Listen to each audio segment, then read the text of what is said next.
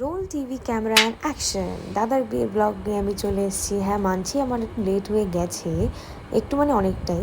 যাই হোক, তাও শুরু করা যাক। আমরা কার্ডে সিঁদুর এবং হলুদ দিয়ে বিয়েটা শুরু করেছিলাম। বিয়ের কার্ড সাজানো শুরু করেছিলাম। সবাই মিলে একসাথে বসে কার্ডে লাগিয়েছি সিঁদুর এবং হলুদ। তারপরে সেগুলো আমরা গুছিয়ে রাখি একসাথে করে, এবং তারপরে সোজা আমরা চলে যাবো এখন মেহেন্দি রাতে, কারণ মাঝখানে ভিডিও করতে ভুলে গেছিলাম। মেহেন্দি রাতে আমরা সবাই একসাথে বসে মেহেন্দি পড়েছিলাম, এবং আমাদের মেহেন্দি পরিয়েছে সাজবাতি ক্রিয়েশন। ভীষণই সুন্দর মেহেন্দি, এবং খুব তাড়াতাড়ি খুব সুন্দরভাবে মেহেন্দিটা পরিয়েছে আমাদের। আমি খুবই আর কি হ্যাপি ওনার কাছে মেহেন্দি পরে সংযুক্তা দিই। খুবই ভাল লাগলো, ভাল লেগেছিলো আমার। তারপরে আমরা কিছু ভিডিও করি, কারণ আমি সত্যি সেই সময় একদম সুযোগ পাইনি, কারণ মানে নাচানাচি করতে এত ব্যস্ত ছিলাম। তারপর মাদল বরণের জন্য সবাই আমরা নিচে গ্যাদার হয়েছিলাম একসাথে, এবং জেঠিমারা সবাই, বৌদি জেঠিমা এবং সবাই মিলে মাদল বরণের জন্য প্রস্তুতি নিয়ে নিয়েছে। এবার ওরা সোজাসুজি চলে যাবে আমাদের মঞ্চে, যেখানে আমাদের স্টেজটা সাজানো হয়েছে। তো ভিডিও নেওয়ার জন্য ওনাদের এভাবে দাঁড় করিয়ে রাখা হয়েছিল। এবার মাদল বরণ করছে আমার জেঠিমণি, যিনি আমাদের বাড়ির সমস্ত বিয়ে একা নিজের হাতে সামলায়, আর আমরা ভীষণ হ্যাপি যার জন্য। তারপরে আমরা সবাই মিলে একটু নাচানাচি করেছিলাম।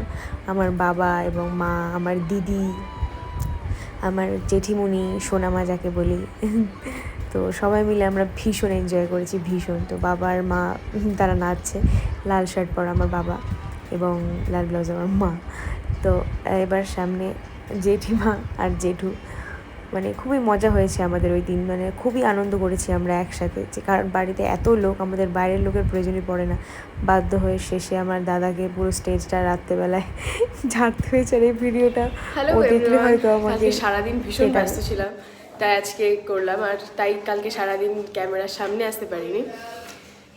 তো আজকে আমাদের বৃদ্ধি হবে, তার জন্য সব প্রিপারেশন চলছে। আর হলুদ কোটা আর বৃদ্ধি একসাথে হচ্ছে, তাই তোমাদের দেখাচ্ছি হলুদ কোটার বৃদ্ধি জায়গাটা। হাই হাই, ও আমাদের মোটা ভাই, চলো দেখাই। আয়োজন হচ্ছে, হ্যাঁ, বৃদ্ধির আয়োজন চলছে এখানে। এই যে এখানে বৃদ্ধির আয়োজন,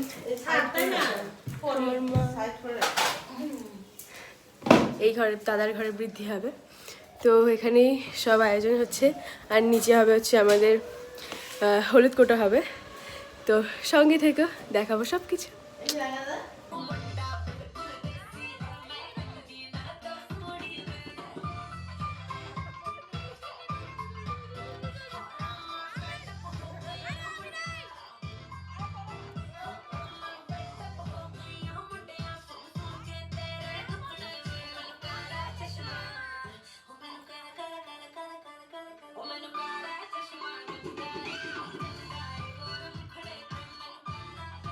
কিছুক্ষণ নাচার পরে তারপরে আমাদের জেঠিমারা সবাই নিচে চলে এসছে মাদল হলুদ কোটার জন্য। সেখানে ভিডিওটা তোমাদের দেখাচ্ছি। এখানেও নাচানাচি হয়েছে অনেক।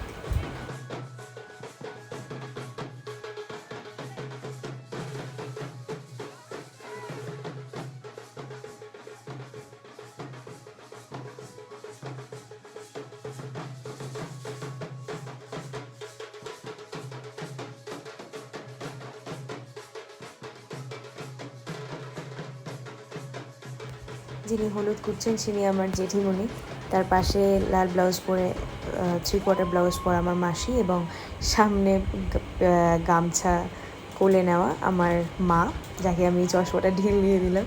সবাই এখন চশমা পরে নাচবে। যাই হোক, খুব ভালো লাগে দেখতে সবাইকে এরকম হলুদ কাপড়ে। আমার তো ভীষণ ভালো লাগে এত কালারফুল জিনিসপত্র, তাই সবাইকে খুব ভালো লাগছে দেখতে। তো খুব এনজয় করেছি আমরা হলুদ কোটাটা। আমাদের যেহেতু সেই দিনই ট্রেন ছিল, তাই তাড়াতাড়ি দাদাকে স্নান করিয়ে আমাদের রেডি হওয়া শুরু হয়ে গেছে। তারপর দাদা ঠাকুর প্রণাম করে আমরা বেরিয়ে পড়েছি। বাস চলে এসছে বাড়ির সামনে, এবং সবাই উঠে গেছে, অনেকেই উঠছে, এবং সবাই আমরা আর কি রেডি হচ্ছিলাম। আমি তো তখনও রেডি হচ্ছিলাম আর কি। তো সবাই নিচে ছিল, আমি ওপরের থেকে ভাবলাম একটু ভিডিও শ্যুট করি। Hi everyone, hello. এটা আমার দিদি, এটা আমার বান্ধবী। তো আমরা আজকে হচ্ছে বরযাত্রী, তো আমরা সবাই মিলে এখন বরযাত্রী যাবো। এটা হচ্ছে লাগেজ সবার, আরও লাগেজ আছে, এটা তো সবাই মাত্র 3টে লোকের। যাই হোক, তো সবাই মিলে আমরা এখন বরযাত্রী যাবো। আমরা কলকাতায় বরযাত্রী যাচ্ছি। তো এখন বাসে করে আমরা যাব হচ্ছে নিউ কুচবিহার, আর নিউ কুচবিহার থেকে তারপর আবার ব্লগ করে দেখাবো তোমাদের। Bye bye. তো আমরা এখনো পর্যন্ত এই কয়েকজন আর কি হয়েছি একসাথে রেডি, আরও লোক আসবে, তো সঙ্গে থেকো, টাটা। তারপর দাদার সাথে আমরা একটু সবাই ছবি তুললাম, যেহেতু ট্রেনে যাব তাই সবাই ক্যাজুয়াল পরেছিলাম। এবং তখন জেঠিমা আমাদের বরযাত্রী যে মানে বর যাবে যে গাড়িতে, সেই গাড়িতে পুজো করছিল, তাই আমি তখন একটু ভিডিওটা শ্যুট করে নিয়েছিলাম যাতে তোমাদের দেখাতে পারি। পেছনে বাসে সবাই উঠে গেছে, দাঁড়িয়ে অপেক্ষা করছে কতক্ষণে বেরোবো আমরা, আর দাদা গেটে অপেক্ষা করছে কতক্ষণে ও গাড়িতে উঠবে। তাই সবাই আর কি আমরা ক্যাজুয়াল পরেছিলাম, কেন কি আমরা ট্রেনে যাব যাতে আমাদের ফ্রি থাকে। হ্যালো গাইস, তো আমরা এখন গাড়ি করে বরকে নিয়ে যাচ্ছি সঙ্গে করে। তো হ্যাঁ, তো পেছনে আমাদের বাস আসছে, তো আপাতত এখন আমরা গাড়ি করে যাচ্ছি, তো ট্রেনে দেখা হবে। Bye bye. নিউ কুচবিহারে নেমে আমরা সবাই একসাথে গ্যাদার হয়েছি। হ্যালো গাইস, আমরা এখন ট্রেনে যাচ্ছি। 15 মিনিট হলো ট্রেন ছেড়ে দিয়েছে, এখানে আমরা সবাই মিলে যাচ্ছি। আপা, তো কলকাতায় পৌঁছে তোমাদের সাথে দেখা হবে। পুরো একটা কম্পার্টমেন্ট আমরা নিয়ে নিয়েছি, সব ট্রেনটাই আমাদের। তো যাই হোক, তো কলকাতায় নেমে তোমাদের সাথে দেখা হবে। রাত্রেবেলা পাশের কম্পার্টমেন্ট থেকে আমাদের কাকু এসছে, কাকু এসে এবার সবাইকে নাচার জন্য আর কি বলছে। তখন দিদি উঠেছে, আপা আমি যাকে বলি, তো আপার সাথে তখন নাচছিল। কাকুর সাথে খুব এনজয় হয়েছে সারাটা ট্রেনে, আমরা ভীষণ এনজয় করেছি। এবং আমাদের কামরায় এসে কাকু নাচছিল আর দিদিও নাচছিল সবার সাথে, তাই আমাদের কামরাটা মানে ভিড় হয়ে গেছিলো, এত লোক চলে এসেছিলো দেখার জন্য। তো আমরা গানের সিস্টেমও নিয়ে গেছিলাম, যেখানে আমরা গান বাজিয়ে নেচেছি। তো ভীষণ ভীষণ এনজয় করেছি। আর বারবার দিদিকে বলছিল নাচতে, দিদি তো হাঁপিয়ে গেছিলো সারাদিন এত ব্যস্ততার মাঝে, তাও ও যে এত নেচেছে এটাই অনেক। আমরা 50 জনের মতন একটা ট্রেনে গেছিলাম, বরযাত্রী 50 জনের মতো, খুব এনজয় করেছি। তোমরা হয়তো দেখে বুঝতেই পারছো আমরা ভীষণ এনজয় করেছি।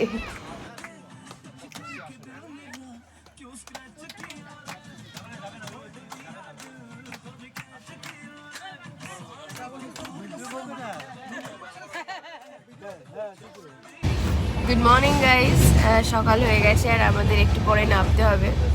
তো আমরা পৌঁছেও গেছি, আর এখানে সবাই ঘুম চোখে আছে, আমি তোমাদের সবাইকে দেখাচ্ছি। এত রাত হয়ে গেছে, ঠিক মতন কারোর ঘুমও হয়নি, তাই সবাই ভীষণ টায়ার্ড, তাই সবার এনার্জি শেষ হয়ে গেছিলো। তাও সবাই বসে আছে, মৌরি ও আমার ভাস্তি। তো আমরা অপেক্ষা করছিলাম কতক্ষণ আমরা পৌঁছবো। এরপরে আমরা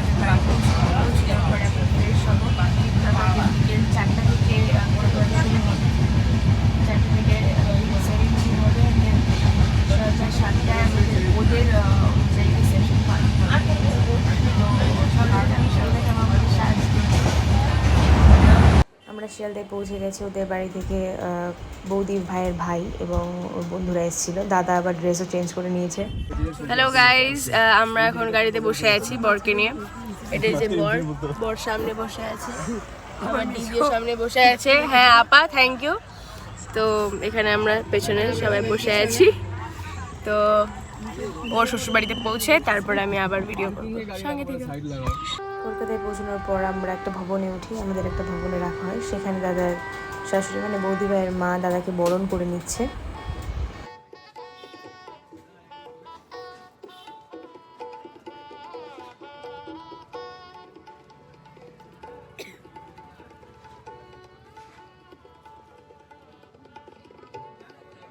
বরণের কথা বলতে দেখতে দেখতে মনে পড়লো আন্টি ভীষণ ভালো চিলি চিকেন বানায়, মানে অসাধারণ চিলি চিকেন বানায়। আমি জানি না কেন এই কথাটা আমি এখানে বলছি, বাট স্টিল ভীষণ ভালো চিলি চিকেন বানায়। আমি দুর্গাপুজোর বাড়ি ফেরার সময় কলকাতা হয়ে যাব, তাই ওনার কাছ থেকে এক টিফিন বাড়ি চিলি চিকেন নিয়ে যাবে। হ্যালো গাইস, আমরা এই মামনি ভিলা নামে একটা ভিলাতে আজকে স্টে করেছি, এখান থেকে বিয়ে হবে। আর আজকে সন্ধ্যাবেলা বিয়ের সাজলে তো ওদের সাথে দেখা হচ্ছে। সন্ধ্যে 4টার সময় ওদের বিয়ে হয় এবং আমি সেখানে ভিডিও করতে পারিনি, তাই আমার কিছু সাজ তোমাদের সামনে দেখাচ্ছি। তারপর দাদার কিছু ভিডিও আছে। দাদা ভীষণভাবে ভেঙে পড়েছিল, কারণ এত বছরের প্রেম ওদের শেষমেশ একটা সফল হলো এবং একটা জায়গায় পৌঁছেছে যেখানে ওরা দুজনকে স্বীকৃতি দিতে পারবে। ভীষণ ভালো লেগেছে এই মুহূর্তটা। আমি টিভিতেই দেখতাম বা ফোনে অ্যাডেই দেখতাম, বাট স্টিল এটা ভীষণ ভালো লেগেছে। দাদাকে দেখে আমি নিজেও একটু ভেঙে পড়েছিলাম। বৌদিকে ভীষণ ভালো লাগছিল, একদম ডল পুতুলের মতো লাগছিল যখন আঙ্কেলের হাত ধরে বৌদিভাই হেঁটে দাদার সামনে এসেছিল। খুবই সুন্দর লাগছিল দেখতে, যেমন ড্রেস তেমনি সাজ, ভীষণই সুন্দর লাগছিল। তারপরে দাদা বৌদি ভাইকে আংটি পরালো এবং ওয়াইফ হিসেবে অ্যাকসেপ্ট করলো। বৌদি ভাইয়ের ড্রেসটা অসম্ভব সুন্দর। যাই হোক, আমার ভীষণ ভালো লেগেছে। ভীষণ সুন্দর একটা মুহূর্তের সাক্ষী হয়ে রইলাম আমরা অনেকেই, আমার পুরো পরিবার এবং বৌদি ভাইয়ের পুরো পরিবার। খুবই সুন্দর একটা মুহূর্ত কাটিয়েছি আমরা সবাই একসাথে, এবং নতুন এই ধরনের বিয়ে আমি প্রথমবার দেখলাম এবং আমার খুবই ভালো লেগেছে। তাই তোমাদেরকেও দেখাচ্ছি, তোমাদেরও ভালো লাগবে আশা করি।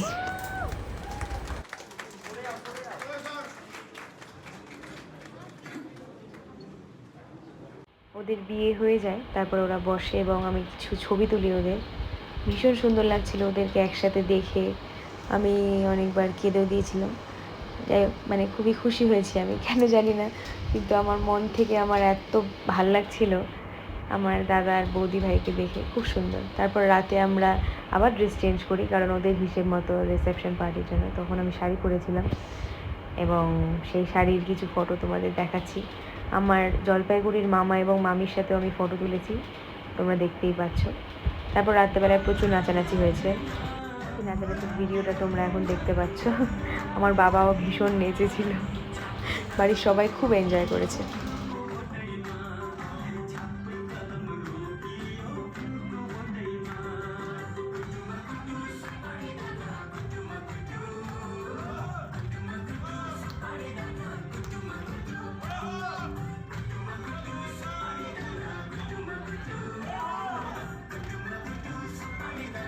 তোমরা আমাকে বুঝতে পারছো কিনা জানি না, আমি সামনে সবুজ শাড়ি পরা আমি নাচছি, দেখা যাচ্ছে না লাইটের জন্য। কি পরিমাণে এনজয় করেছি আমরা সেদিন অনেক রাত অবধি আমরা নেচেছিলাম। এবং এখানে যত লোক দেখতে পাচ্ছ, আমার বাড়ি এবং বৌদিভাইয়ের বাড়ির কিছু মানুষ এবং বেশিরভাগই আমার বাড়ির মানুষ তো পুরো ভরে গেছিলো। পরের দিন সকালে আমরা বাসি বিয়েতে যাই, মন্দিরে বাসি বিয়ে হয়, তো সেখানকার আবার ড্রেস এরকম ছিল, সাজটাও ঠিক এরকম ছিল।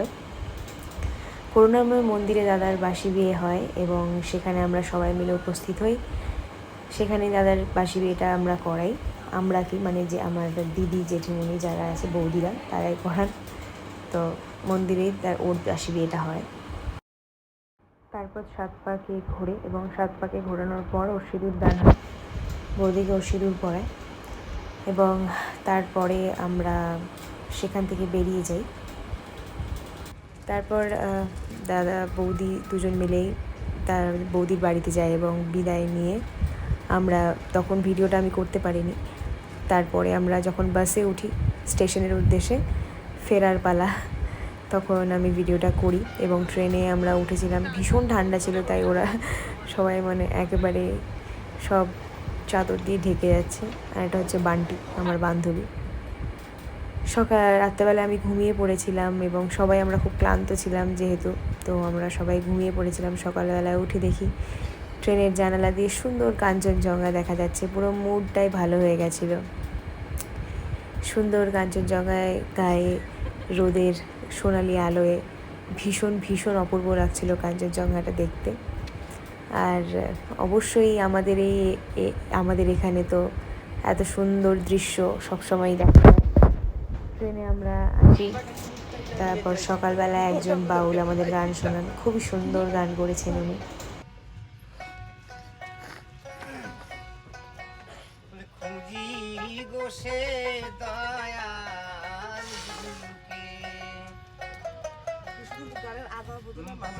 আমার এই টিউনটা খুব ভালো লাগে। খুব ভালোবাসি, আমার দারুণ লাগে টিউনটা।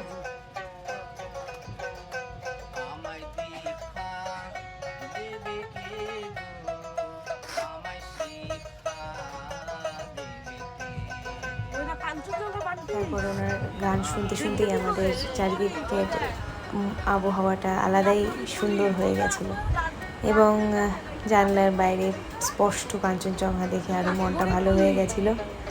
এবং সেই সাথে ওনার গান শুনতে শুনতে আমরা পৌঁছে গেছিলাম আমাদের destination Cooch Behar station, new Cooch Behar station.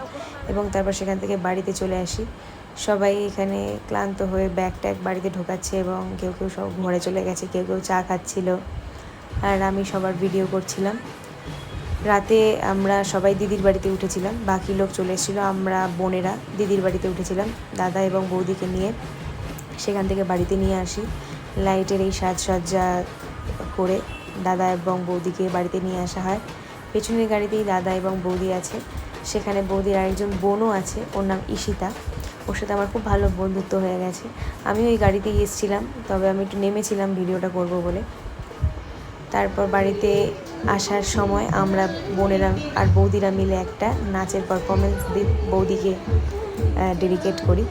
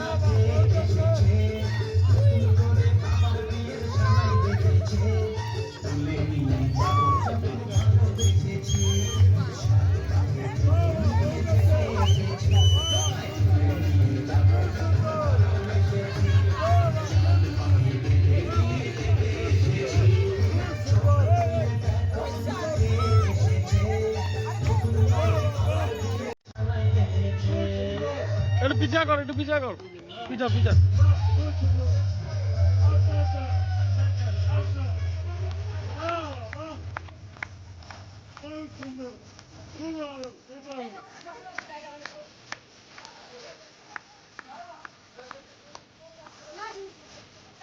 প্রচুর ভিড় হয়ে গেছিলো রাস্তায় আমাদের দেখার জন্য পেছন দিকে, এবং আশা করছি তোমরা খুব এনজয় করছো ভিডিওটা। তো একটু বড়ই হয়ে গেছে কারণ 4টে গানের একসাথে নাচ হয়েছে।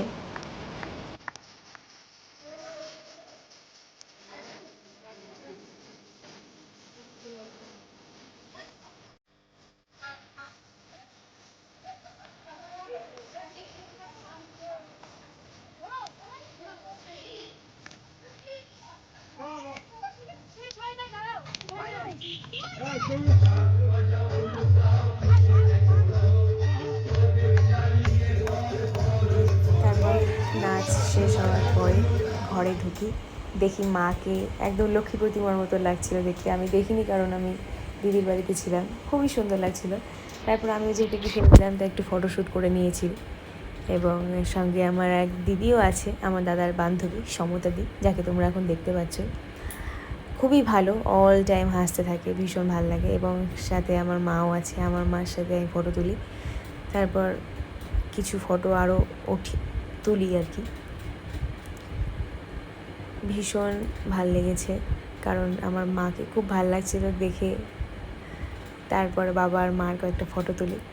তারপর আমার মা, দাদা এবং বৌদি ভাইকে আশীর্বাদ করছিল। বৌদি ভাইয়ের ভীষণ ঠান্ডা লেগে গেছিলো কারণ ট্রেনে খুবই হাওয়া লেগেছিলো, রাত্রেবেলায় ঠিক মতো ঘুমোতেও পারিনি, খুবই ঠান্ডা লেগে গেছিলো, তাই খুব কাশছিল। তো মাকে খুব ভালো লাগছিলো দেখতে, তো ভীষণ ভীষণ ভালো লাগছিলো সবাইকেই দেখতে। তারপরে মা এবং বৌদি ভাই নিচে নেমে চলে আসে সবার আশীর্বাদ হয়ে যাওয়ার পরে। তো সবাই আমরা তারপর নাচছিলাম, মা এবং বৌদি ভাই একসাথে নাচছিল, সবাই মিলে একসাথে আবার স্টেজে নাচা শুরু করে দিয়েছি, কারণ আমাদের নাচেই শুরু নাচেই শেষ। তো খুব আনন্দ করেছি।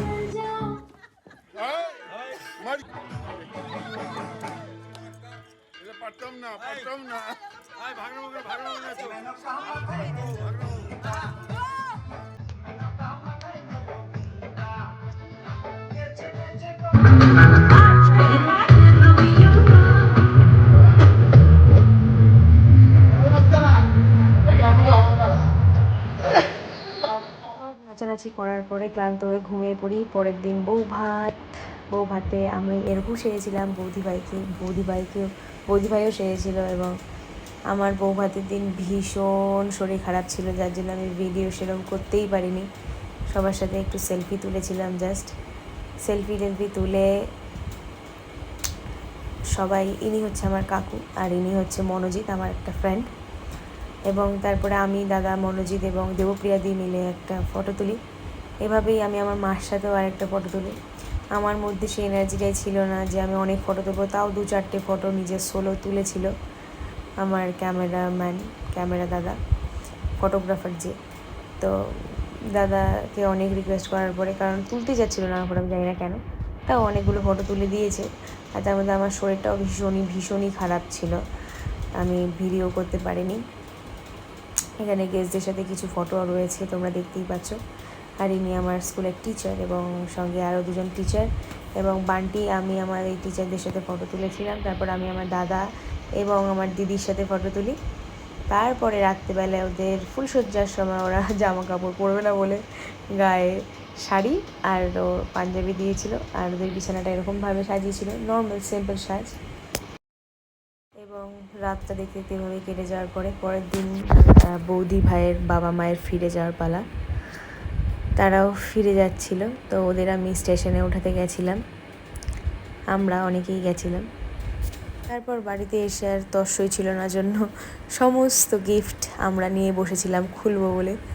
তো সবাই দেখছিলাম আর কি, আমি একদম মাঝখানে বসেছিলাম, কারণ সবাই কী দিয়েছে আমাকে। আমার আসলে গিফট পেতে খুবই ভালো লাগে, এবং পাওয়ার থেকে বেশি আমার গিফট র্যাপারটা খুলতে সব থেকে বেশি ভালো লাগে। তাই দাদা সব বার করে আমাকে দিচ্ছিল, আমি সব র্যাপারগুলো খুলছিলাম। দাদার বৌদি হেল্প করছিল, সামনে জেঠিমণি বসেছিল, আমার দিদিও ওপাশে বসে আছে, আর দাদা সব গিফটগুলো দিচ্ছিল, আমি র্যাপারটা আনপ্যাক করছিলাম। বেশ মজা হয়েছে। তো সবাই বাড়িতে, আমার আসলে লোকজন খুব ভালো লাগে। তো বাড়িতে যখন সবাই একসাথে আমরা হই, তো আমাদের আর বাইরের লোকের দরকারই পড়ে না, আমরা এতজন একসাথে থাকি যে আমরা বুঝতেই পারি না কীভাবে সময় চলে যাচ্ছে। তো খুব এনজয় করেছি দাদার বিয়েতে। আর তোমরা এতক্ষণ আমার সাথে দেখেছো ভিডিওটা, আশা করছি তোমাদের সবার খুব ভালো লেগেছে। এরকমই আরও ব্লগ, যদি কোনো অনুষ্ঠান হয় বা কিছু, অবশ্যই ব্লগটা করবো আমি, সঙ্গে থেকো।